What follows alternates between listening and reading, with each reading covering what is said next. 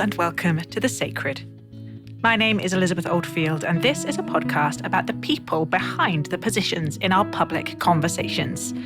I'm interested in the deep principles and values that drive us, how little space we get to reflect on them, let alone talk about them in public, and how we can better understand people whose principles might be a bit different from our own.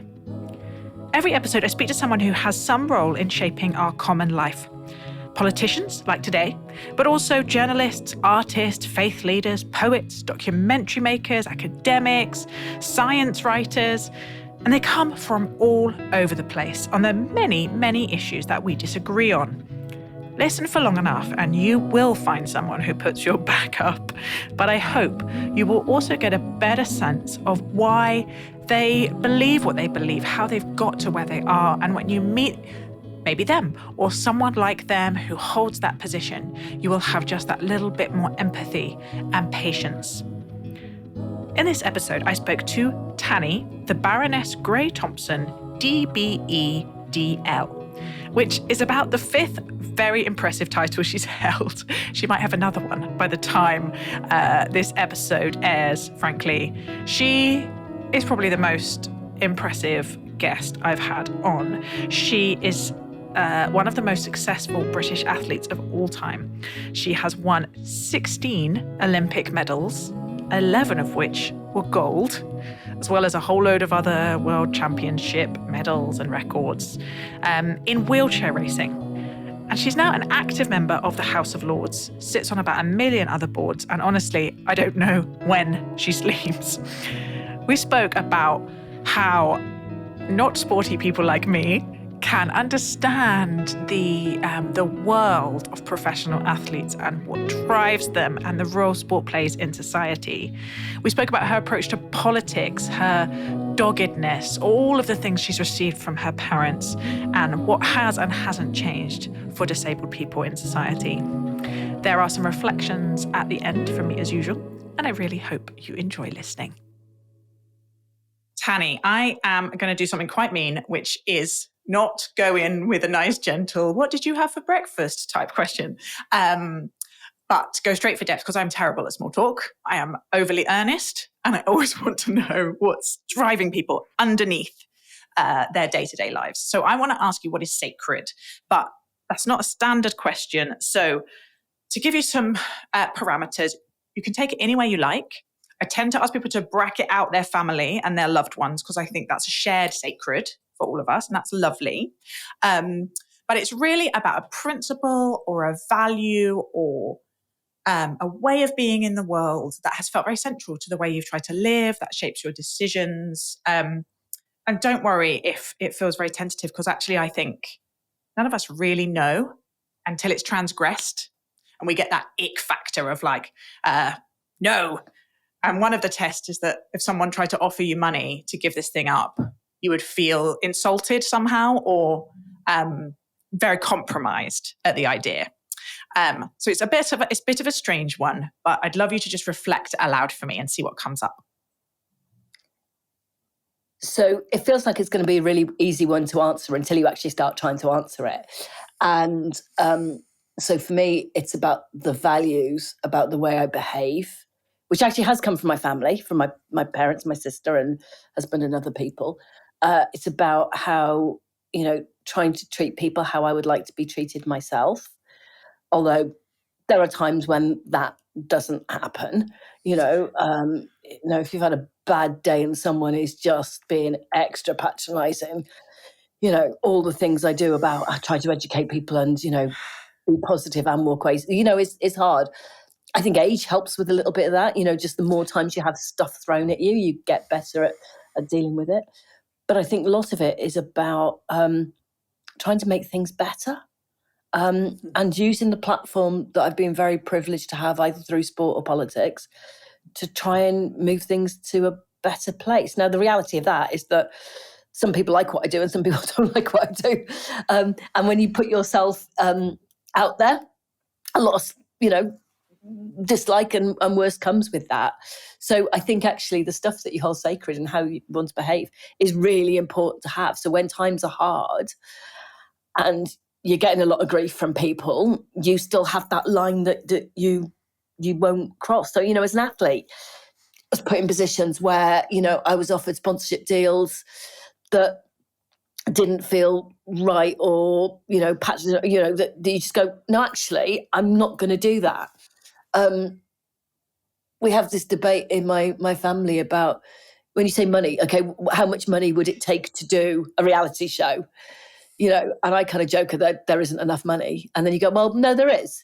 But you kind of always hope that, I think for me, it's every day, it's getting up and be able to look at myself in the mirror for the stuff that I do. And that's the bit that's quite important. So it's a really hard one to answer. Really interesting, actually, to spend some time reflecting, to think about what those lines are.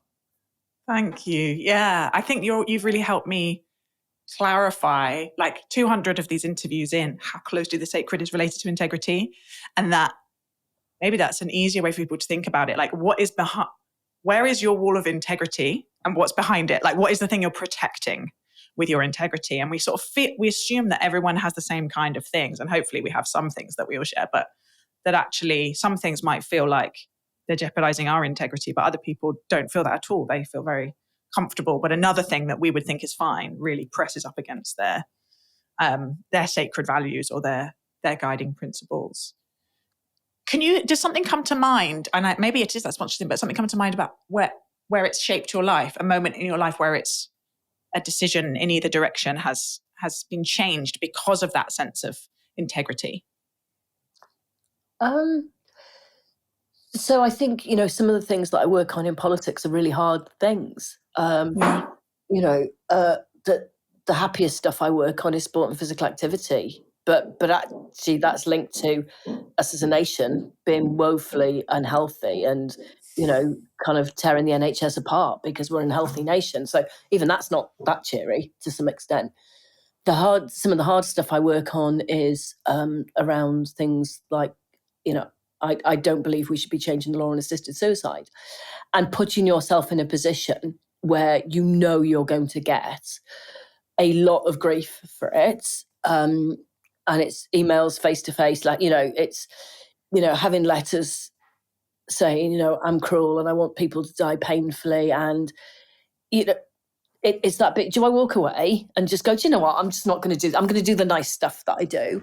Or am I actually going to put myself in a position where I fight for not just what I believe, but from talking to other people and, what I think is right. So there's loads of times where you think it would just be easier to walk away. Yeah. And then I don't. And my mum was amazing because she always just said she never felt she was given more than she could cope with, even though sometimes what she was dealing with was really hard. She always felt that it was a bit of a test. And I think that's sort of kind of lived through in me as well. Yeah. I'd love to hear a bit more about your childhood and kind of big formative ideas, I guess, that were in the air, philosophical or political or religious, that you feel shaped the woman that you are today. So both my parents had strong faith. And my mother was Welsh-speaking Methodist. The complications of Welsh church. Yes. My dad was English-speaking high church, and finding a church that they could both go to was quite complicated, and that changed sort of over time. So we never. There's a lot of stuff we never talked about at home. We never talked about faith. I've got quite a complicated relationship with faith, and we never talked about party politics. Never knew how my parents voted, but we talked a lot about political issues. And I grew up in a very privileged household in which there was love and support, and there's lots of things we didn't have to worry about growing up, which my parents also told me about quite a lot. So I kind of realised from a young age the privilege I had, and the fact that my parents were willing to fight for me to get to mainstream education, to get into sport. They had the capacity and the ability to do it.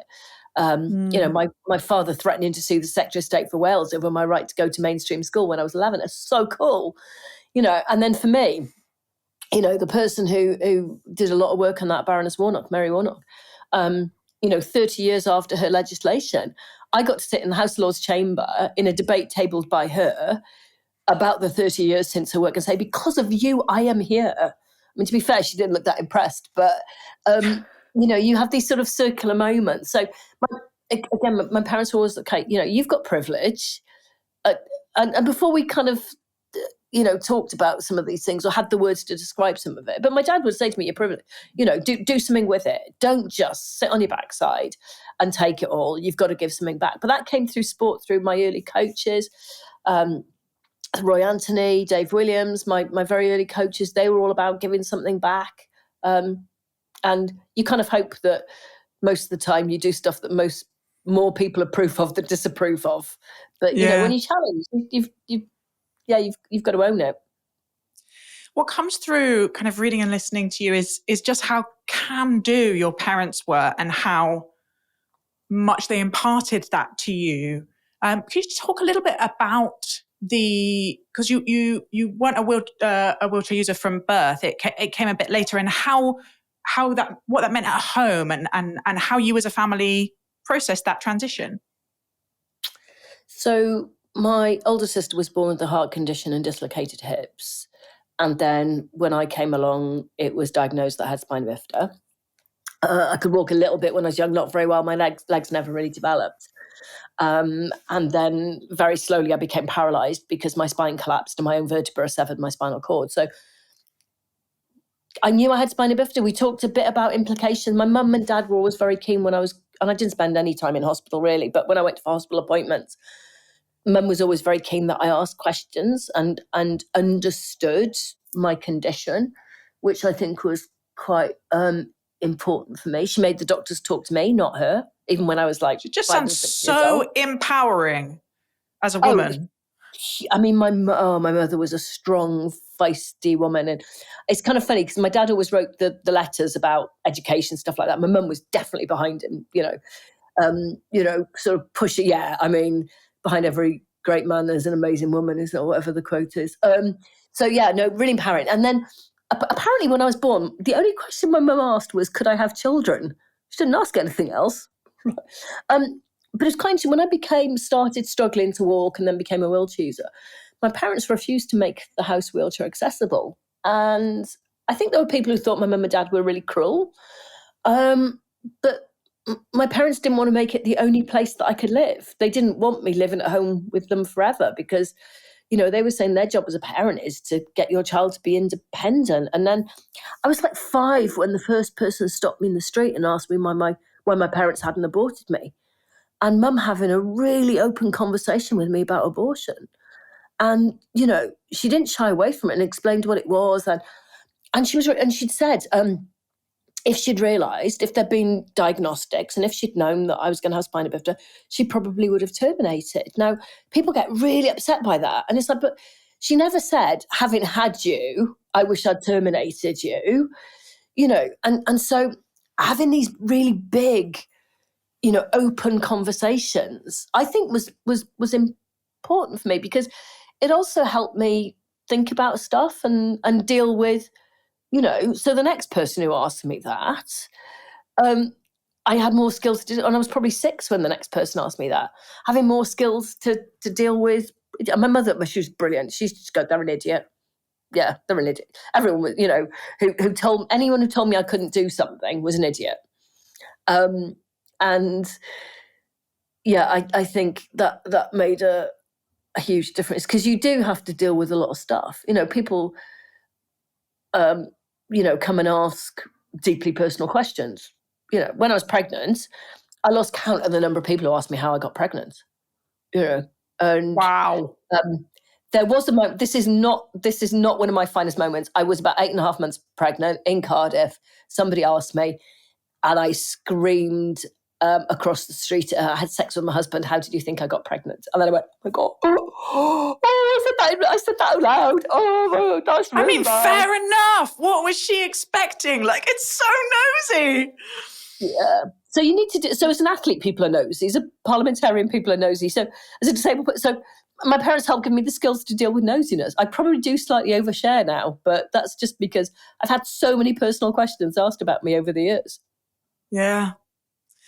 I have really loved sort of getting to know your parents at one remove and their kind of historic fight to get you into mainstream school, which seems ridiculous that it was a fight, but it was. When you were in your early teens, I think you had quite a significant operation. Tell me a little about that, because that feels like it must have been some sort of beat in the song of your teenage years. Yeah, I mean, I think so my spine was collapsing. I've got scoliosis. Because of that, my lungs and all my internal organs are in a really strange place inside me. So my right kidney is somewhere up underneath my arm, which is kind of funny. Whenever I go for a scan and you go, that's where it is. I'm like, you should, yeah, up a bit, up a bit, up a bit. Yeah, up a bit, yeah. And like, you've got two kidneys, just one's in a strange place. Anyway, so we knew it was coming at some point. I still remember that appointment where the doctor said, "It's December, you're coming in January and you're having the spinal surgery." And a metal rod was, put onto my spine, bone grafts both hips to tie the rod on. But again, my parents are really matter of fact about it, because they're like, okay, if you don't have this, you'll die. It will be a slow and painful death, because you will slowly, your internal organs will just, be squished. So very, very matter of fact about some stuff, about choice. But actually, some of those stuff wasn't. So actually, I was. It was kind of funny that I was only in hospital 3 weeks. Came out, massive plaster cast jacket, which went from my chin to my hips. 6 months that was on. Absolutely. So my sister used to just come and spray perfume. I mean, it was revolting. After 6 months, but I remember going back for a checkup about 5 or 6 weeks after the operation, and my doctor saying to me, "Oh, how's the home tutoring going?"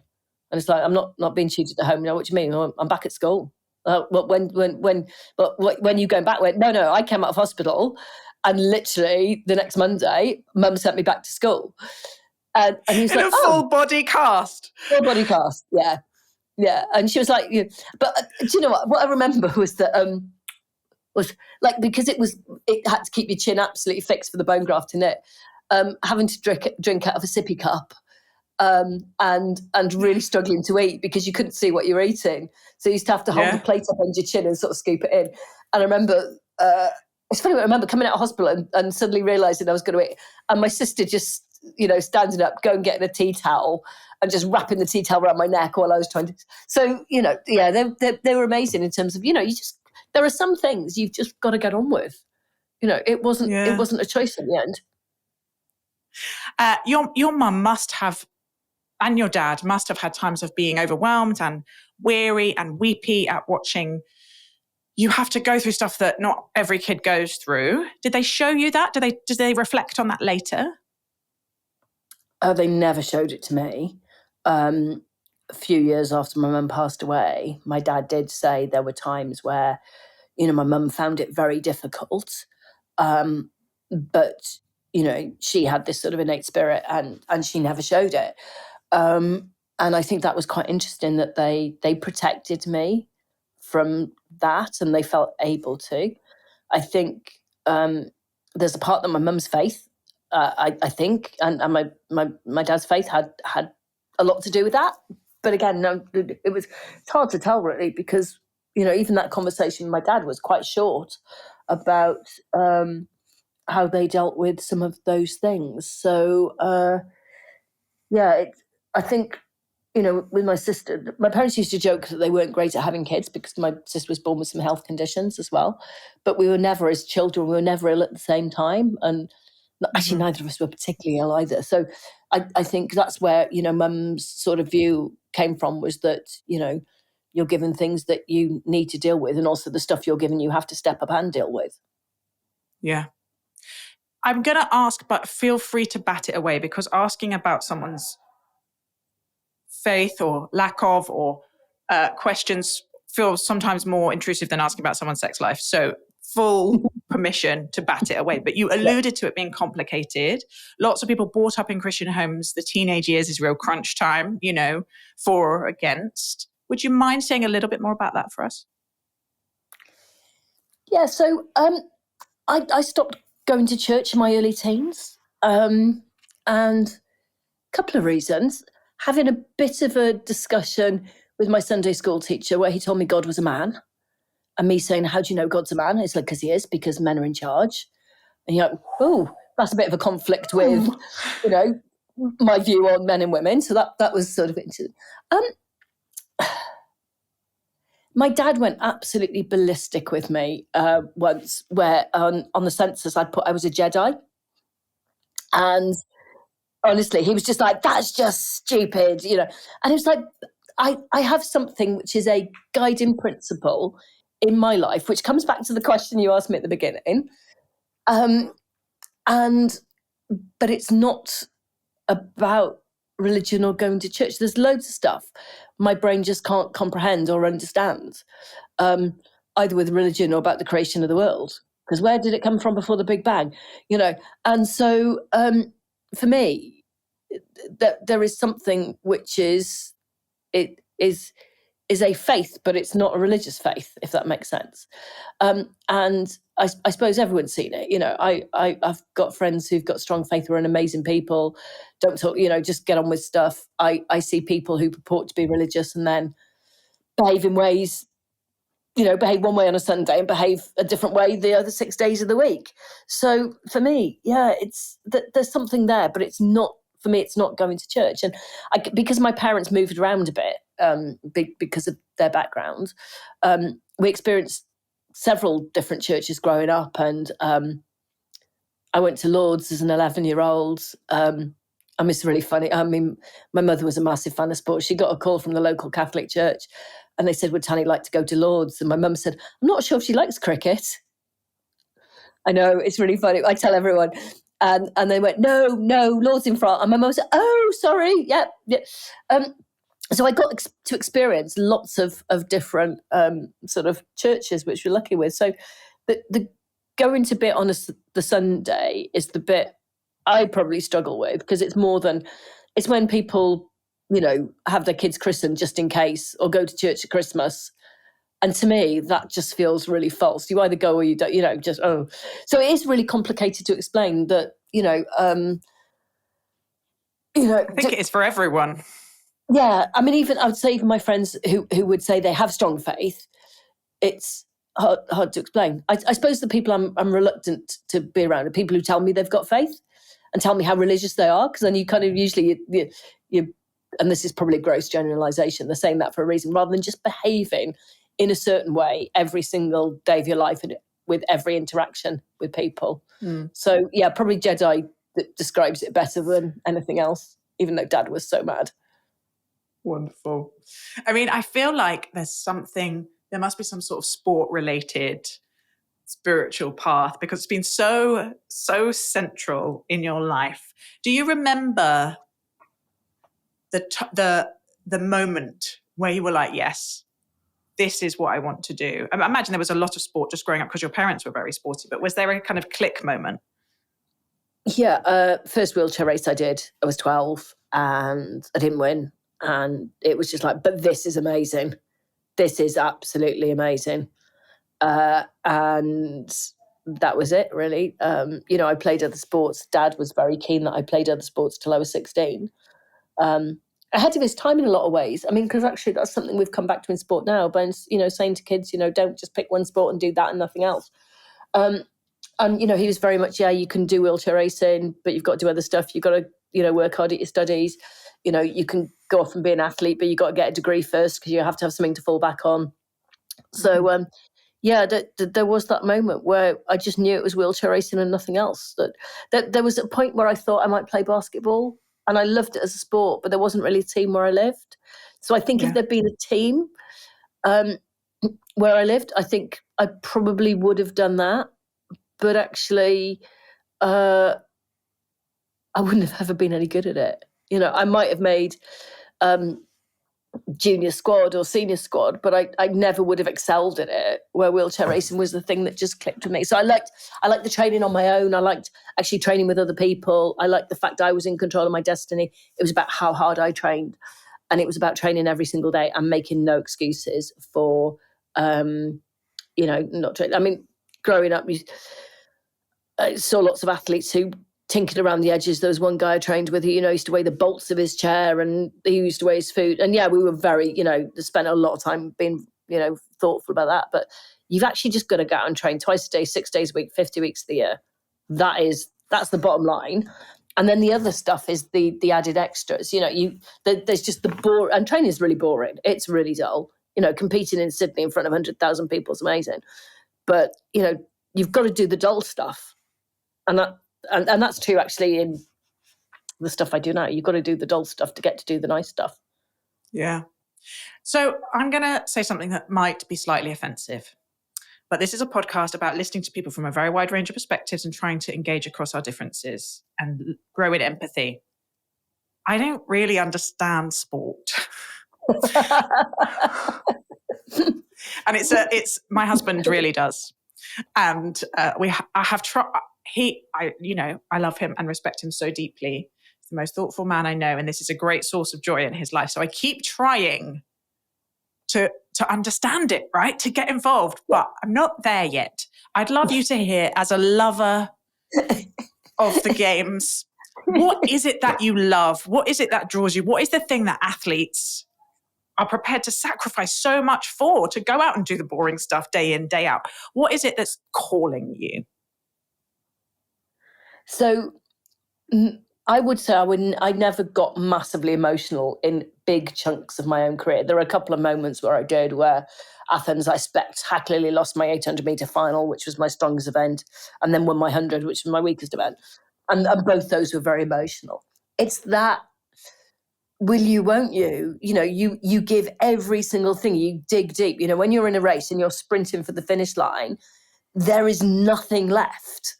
And you're against, whether you're the best in the world or the level, I am now, where, I don't actually have anyone to sprint against because I'm really slow. So, it's knowing that you have given every last ounce of everything that's inside you to be the best you can, whatever speed you're going. And, people say, do I miss training? No, not really. There's a little bit I miss when you do this amazing training session. And it used to be 400 metre reps that was the one that did it, where as you cross the line, you're not entirely sure if you're going to pass out puke or you've done something amazing. There are very few times that you can recreate that outside sport. And I'm not sure there are, certainly not that bit, where you feel you've given every last bit of everything that you are. And I love watching that in other people. I love watching people, come from behind and cross the finish line, and whether they win or don't win, do really well for themselves. So, I think if you don't have that connection with it, you can't fake it. I don't think you can fake a love of sport if you don't actually love it, because you just don't have that emotion. Yeah. So you've helped me. So one piece of the puzzle that helped me was about the kind of narrative. The time I can understand it is when my husband sits down and narrates the Premier League as if it's a thriller, right? You've got the underdogs and you've got the bad guys with all the money who don't train their own people, and it just falls into like a cinematic, scrappy, storyline. And then I can sort of get it, but then sitting down and watching the match feels pointless. I just want to know whether the underdog lost or won. But you just want the penalties at the end. That's what you want to watch. Yeah. But you've given me another piece of the puzzle, which is about transcendent moments, because I'm very interested in transcendent moments of awe and ecstasy and unselfing and kind of getting out of our rational brains, experiencing life, sucking the marrow out of life. And I hadn't associated it with sport, but the way you've talked about it has really helped me see that what you're looking for is that intensity, right? That high of winning or losing, I guess. That it is, you really feel fully alive. Is that a fair description? Yeah, and the emotion with winning and losing. It's not as easy to say if you win, you're really happy, and if you don't win, you're sad. Because it's, it's so much more complicated. It's not a binary thing. But, training's hard and it's boring. And, you push yourself. And there are these moments in your career. I remember us competing in Gothenburg, 400-metre track race. And you have a heart monitor on, you've got a speedo, you've got all this sort of tech on the chair, that you can look at what you're doing at various segments of the race. And just in that moment, knowing that my heart rate was really high, knowing that you can do it, and I don't know whether I actually remember the race in slow motion, but I kind of think I remember the race in slow motion. I kind of think I remember every single push of it. Probably don't. That's the cinematic lens I've put on it going backwards. But, you have these moments when you're thinking, you used to do a lot of lab testing and you've got your maximum heart rate. And then when you're a race and your heartbeat is above your maximum heart rate, you kind of go, I'm not meant to be able to do this, but I'm doing it right now. And so we used to do this test called VO2, which basically pushed to exhaustion until you're kind of a bit of a mass of jelly on a treadmill. And if you do one of those VO2s really well, it is just the most amazing feeling. Wow. But then it's kind of funny because you get journalists. I remember when my daughter was born, a journalist ringing me up about 2 days later and saying, which is more important, your gold medals or your daughter? And you're like, oh, gold medals. I mean, it's like... That's a very subtle question there. Yeah, I mean, it's kind of quite funny. It's quite funny seeing people's reaction if you say gold medals. But, and I don't mean that, but, there's... there are just these moments in your life that you can't recreate in anything else that I've ever done. So that's where I feel a sense of privilege as well, that I got to compete, at the highest level. And I did a 10K 18 months ago. It's the slowest 10K I've ever done in my entire life. But I remember coming across the finish line and being like almost bouncing. And my husband was like, that was so slow. It was 4 minutes quicker than my half marathon PB. So twice the distance. And I was like, but I did it. And he was like, okay. And feeling that sense of, pride's a bit too strong a word, but it was like, I went out and did something that at my age now is really hard to do. So I think what sport teaches me is that you can do things that are really hard, and you can fail. And I've failed lots in my sports career and lots in my political career, but you can quite often push yourself harder than you think you can. Yeah. Let's talk a bit about that kind of political, I guess, whole second career / parallel career of your life. And if it's all right, I wanted to just do a little explainer first, because I think when we talk about disability in public, which alongside sport is the key thing that you kind of campaign and work on, there are terms that are very familiar in the disability community, but really unfamiliar outside it, and are so key for understanding some of the debates and how they work and the misunderstandings. Would you just say a little bit about the medical model of disability and the social model of disability, and the other one if you think it's relevant, but no pressure? So for me, I grew up in a medical model of the world where, I was treated differently because of my disability, because it was almost like you're blamed for being disabled. And the social model is actually, it's about society's fault that I or others can't integrate in the way that some non-disabled people can. If there were no steps in this world, then, my life would be very different. If the tube was step-free, my life would be very different. So it's about taking it away from the individual and putting that responsibility on society to change and do better. The reality is we still live in quite a medicalised world. The benefit system, disabled people have to prove what they can't do to get support. And I lost a philosophical argument in the Welfare Reform Bill years ago now, saying, actually, can we switch it around? And if we give someone this much money, what can they do with it? As opposed, trying to change the whole way that we think about what we do with people. I guess, part of that debate is in sort of basic rate of income, debate that, Wales and other countries are having. So, it's an interesting one because I'm still treated in quite a medical way. I'm actually just writing an article at the moment about people offering me help and people making a judgment whether I need help or not. And even when you say no, they go to help you anyway. And it's like, so what is it about me that you don't think I have the capacity to make that decision, whether I can do that or not do it? And sometimes these things are really difficult, because I had someone quite recently offer me help. I said no. They offered me help again. I said, I'm fine, thanks. And they offered a third time and I said no. And they went, well, I was just trying to help you. You're so ungrateful. It's like, I'm not being ungrateful. But I said to you three, and I said to them, I very politely said to you 3 times, I'm fine. And they still decided that I didn't have capacity. So it's the moments like that. They're the moments that test me. Yeah. Because there's a teeny bit you want to go, just go away. And then you go, no, I'm not going to do that. I'm not going to do that. But those are the moments that are quite hard because people are not listening to what I say. So yeah, it's. Do you ever want to do a like Superman type thing of going, I am the Baroness Grey Thompson, just to get them to go away? No, because that always No. you might, because that is never a winning argument. I know, and then that's going to be in the Daily Mail. But yeah, no. just take me seriously. Yeah, I did have a situation in a different context years ago where somebody wasn't very polite to me, and then basically went, "Oh, we want to take your name," and I gave them my name. And they said, "Is that Mrs.?" And I was a dame at the time, and I said, "Actually, I'm Dame Tanni Grey Thompson." And suddenly their behaviour changed towards me, and it's like, seriously, mate, if you couldn't be nice to me when I was like just me, don't be nice to me because I've got a DBE. So yeah, it's you have these moments where it's interesting. I did throw my shoes at somebody once.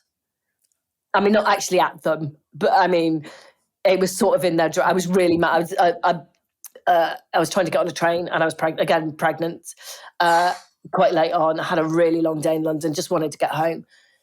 And somebody put me on a train to Leeds and went, I'll just go to Leeds and change. And it's like, I just want to go home. And I had to crawl off the train. So I took my shoes off so I didn't lose them down onto the track, because I crawled off the train at 8 months pregnant and kind of threw them onto the platform. And then you're in that situation where you go, I've now got to walk and pick up my shoes. So I say walk, I mean push. I've not. So do I just walk away and leave the shoes, or do I just go and it was like, I really like those shoes. So and there's nothing dignified about having to walk across a platform to pick up a pair of shoes that you've thrown in the direction of somebody. Yeah. So, bless him. I mean, I think at that point, I don't think he'd realised I was pregnant. I hid it quite well. And I think by that point, he was just like, oh my God, this poor woman. Yeah, he was very kind to me after that. I know that it must be incredibly wearying. I think, like it is for people of colour, to be constantly explaining themselves and helping people understand nuances around language and stuff. It must be very wearying for you. You have to do it day in and day out. So I kind of made sure I went away and refreshed my memory about where, best language, et cetera, and we'll put all that in the show notes. But I guess I'm asking you not such a technical question, but more of a kind of, what do you wish people knew? For listeners who maybe don't know anyone who's disabled, or just haven't had much encounter in their lives, haven't had the kind of prompt to educate themselves around it. What would you wish they understood? What is the thing that would make it easier for people to be a blessing, not a curse to you when they meet you? I think it's just trying to think about disabled people and disability and impairment. And, it's just so much of the time. We're not a homogenous group. Even someone with a similar impairment as mine will have a very different experience. But we're 20% of the population. And it feels like we just never have that moment where you go, okay, right, you're going to be part of the decision-making process. So either decisions made for disabled people with no disabled people in the room, not consulting, not paying disabled people for their advice, or just expecting it, expecting us to be grateful for having the smallest scrap of inclusion. And so I don't get frustrated about having to kind of have that argument, because I think for me, that's part of what, my mum and dad would say to me, you can have a platform, I actually get quite energized about explaining to people, because you're thinking, okay, well, at least someone's come to ask. So, or in a situation where I can talk about these things. But it's that bit about having to be grateful. And I think the other bit is that not assuming that being disabled is the worst thing in somebody's life. Now, again, we're not all the same, but there's this assumption that every disability must be awful, and it must be tragic, and it must be sad, and that you must live in pain. And so, yeah, some people do, but a lot of people don't. If there's one thing I could do in government, it'd be splitting up the way that we're referred to as sick and disabled, because that just lumps loads of people in together, and I don't think that's helpful. So I think it would be, just being thought about, and again, the privilege I have, because people know I'm a wheelchair user, I get treated so differently to the vast majority of disabled people I know, and I still experience discrimination. And, I kind of see it as my job not to speak on behalf of, because I see it as empowering other disabled people to have a voice, to be able to talk about their experience and support it. I'm in an amazing WhatsApp group where we talk about disability access and cake, because when things get too hard, we talk about cake and biscuits and things like that. But that support network is really important, to be able to then re-energize yourself to start the next day and to have another fight. I say the word fight, but I thought our moment was going to be in the pandemic, when compulsory do not attempt resuscitation orders were put on thousands and thousands of disabled people with no underlying health conditions, and people just shrugged and went, yeah. And that we haven't had our moment yet where we treat disabled people as genuinely included part of society. It happens in lots of places, but not across the board. And that's true for other protected characteristics. But we still live in a place where it is harder for disabled people to just survive. Yeah. I want to talk a bit about assisted suicide because it is related. And I know that it's a very painful, difficult subject, and listeners will have a range of positions and a range of kind of emotional responses to the topic. We had Dame Prue on in the last series, who is very involved in campaigning for it. But I know there's a particular connection with disabled people and assisted dying. And I'd love you to say a little bit more about your work around it and how you've kind of arrived at the position that you have. Yeah, I think if you'd asked me 25 years ago, I would have had a different view. And I absolutely do not want to see anybody, in pain, suffering. But the challenge is how you put a policy in place that offers protection. And those who want to change the law, they're able, there's a couple of top line things they say, 6 months diagnosis, 2 doctors. The devil is in the detail of actually, working that through. And, in Canada, there's one doctor who's helped 300 people end their lives. There's another doctor who's helped 400 people. There's without going into all the jurisdictions, there's some massive safety concerns that I have about being able to guide through, people through the process. And, colleague of mine said to me, where there's a will, there's a relative, and people's motivations are not always selfless. They're not. So the worry I have for disabled people is that if we live in a society where I'm still fighting to get disabled people into mainstream education, where only half the disabled people who can work actually have a job, compulsory do not attempt resuscitation orders, all these things where, people are made to feel worthless.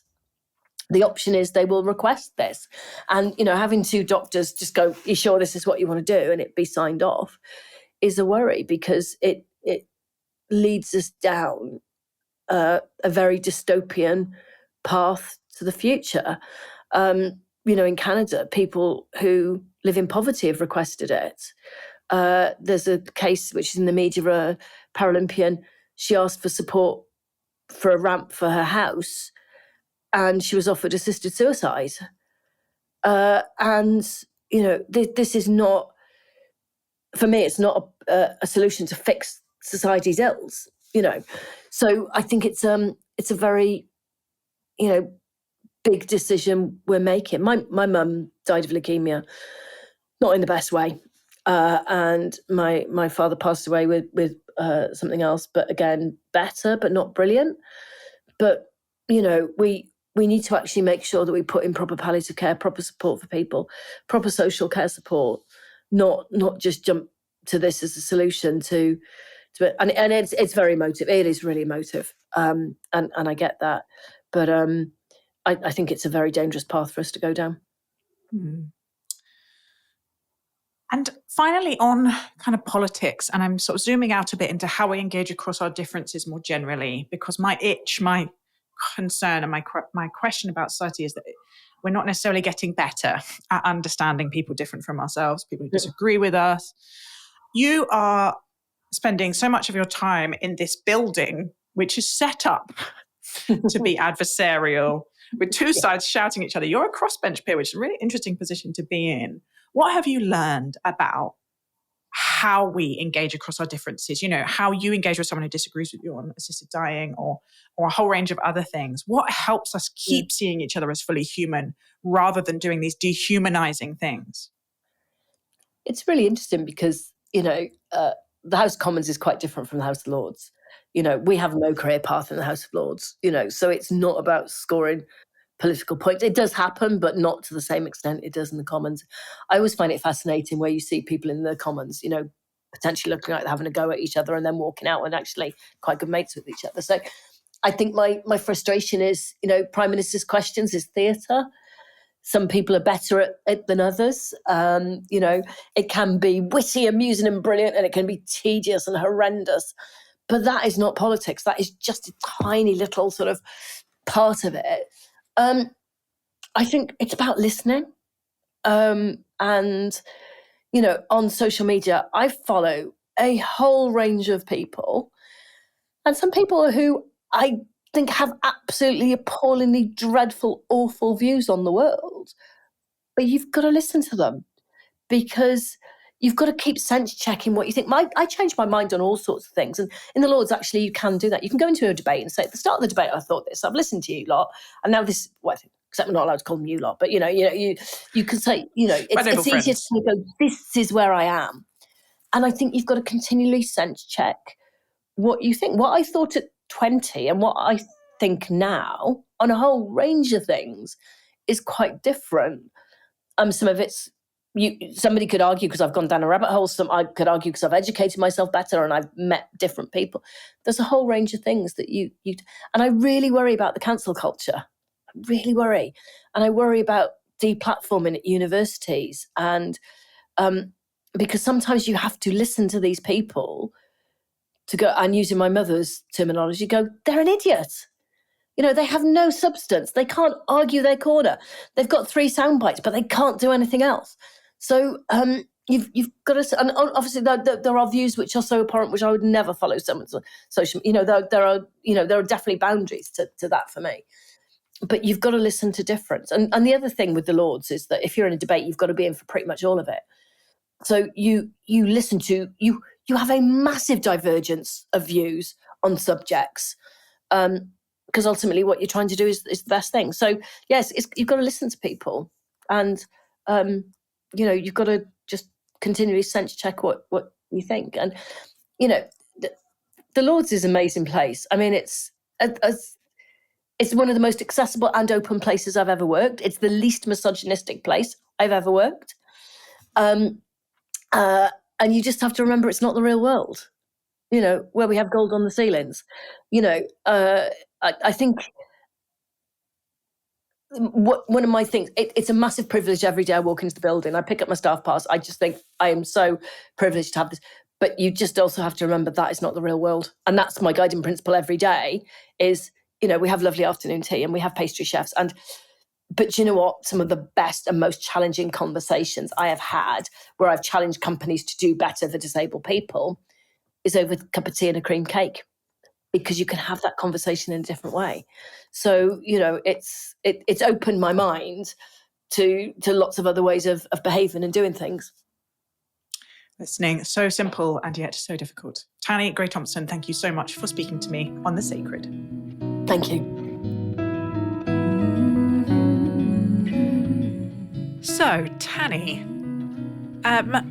honestly, she is an absolute delight. And that is quite unusual.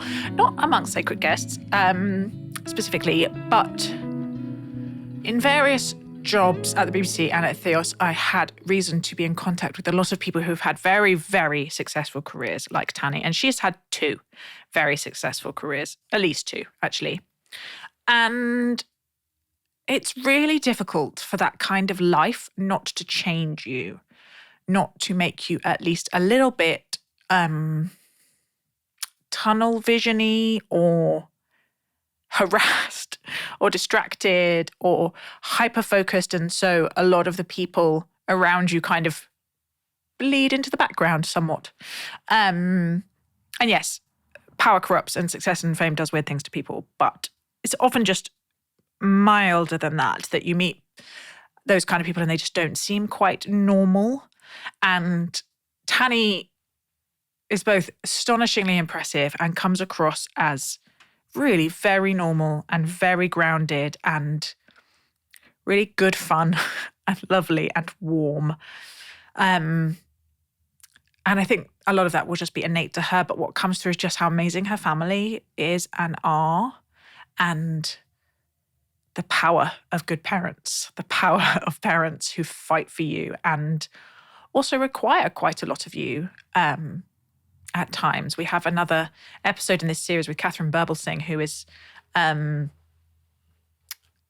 known as Britain's strictest headmistress.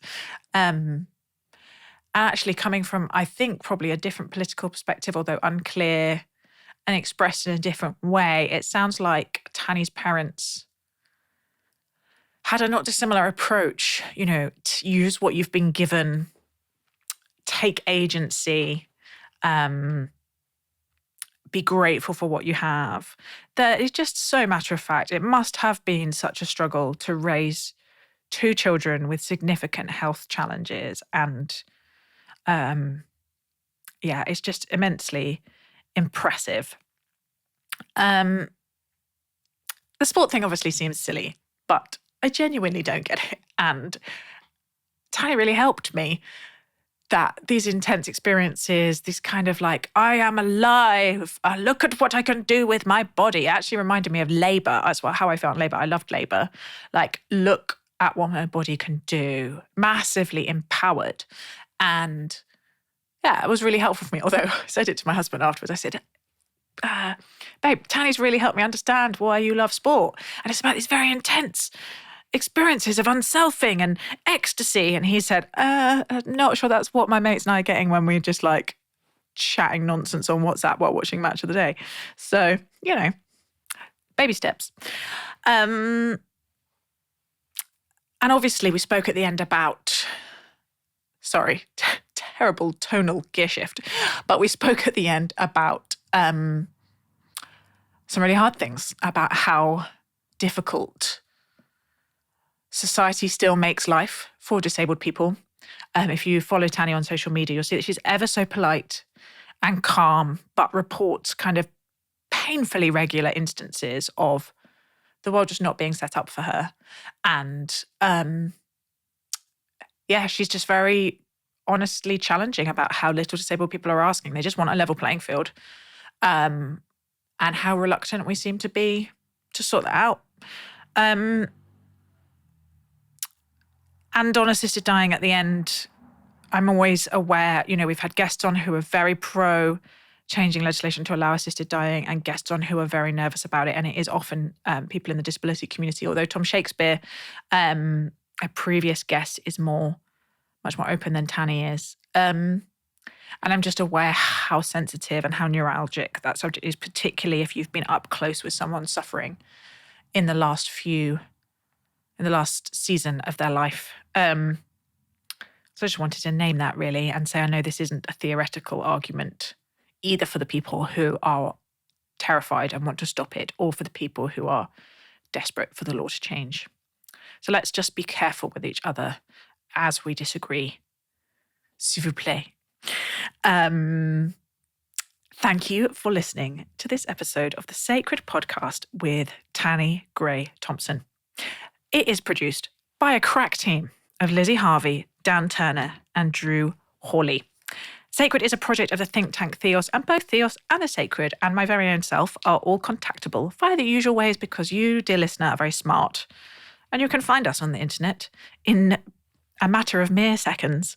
And we would love to hear from you. I really do get a lot of joy, even from people who write in saying, I really disagree with what this person said, or even I really disagree with you even talking to this person, as long as you're polite. I find that very stimulating. And obviously, if you are loving it, I want to hear that too. And if you are loving it in particular, please do take 30 seconds to go leave us a review, or perhaps even more helpfully, share an episode on your social profiles. The algorithms, I don't know if all of you have noticed this, but the algorithms have shifted a bit in recent months and years that have made it, I think, slightly more difficult for people to find the sacred. And obviously, I think the sacred could be a blessing to lots more people's lives. So we would like to enlist and request and invite your help with that. Please share an episode.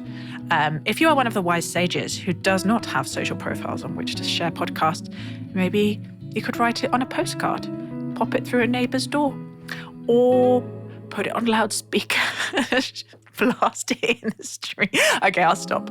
You get the motivation. Please share if you can. We would be immensely grateful. Until next time.